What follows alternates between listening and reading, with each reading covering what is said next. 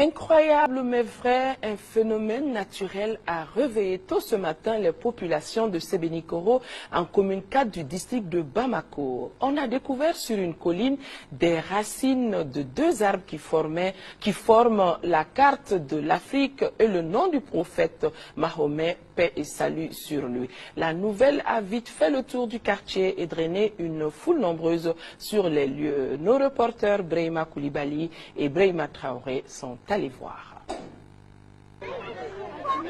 Du beau monde sur cette colline, ça ne se voit pas tous les jours. C'est un public curieux qui vient de découvrir un phénomène naturel produit par deux arbres. Les racines du premier arbre ont formé la carte de l'Afrique. Celles du second semblent plus impressionnantes.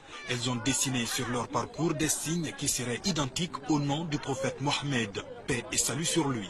Les racines que vous voyez, donc c'est les montagnes, montrent bel et bien donc le nom du prophète Mohammed, paix et salut sur lui, puisque les zéros que vous voyez, les ronds là, veut dire les mous en arabe.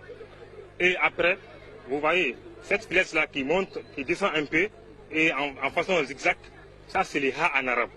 Après les ha maintenant, on a une autre encore, donc les zéros encore au milieu, troisième rond, qui est les ma en arabe. Et après les ma encore, on a les deux flèches là, en bas, en dernière position. Ça c'est les dou en arabe. Donc mou, ha, ma, dou. Donc raison pour laquelle les gens ont vu donc cette image, bien sûr, donc on peut dire bel et bien que ces images-là montrent vraiment le nom du prophète Mohammed, paix et salut sur lui. Ces deux arbres diffuseraient-ils des messages? Pour l'instant, aucune interprétation scientifique ou divine ne l'explique clairement. L'imam et le chef de quartier de Sébenikoro, en commune 4 du district de Bamako, se disent également impressionnés par ce qu'ils viennent de voir. En attendant d'en savoir plus, les populations ont arraché toutes les feuilles. Regarde la hauteur.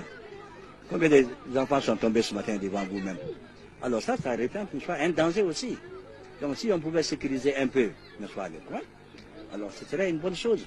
Sinon, si on se tait et qu'on les laisse faire comme ça, bon, un jour vraiment, ce serait regrettable. Depuis ce vendredi, la colline de Sébenikoro fait donc partie des lieux les plus visités de la capitale malienne. Sur place, l'étonnement reste encore très grand.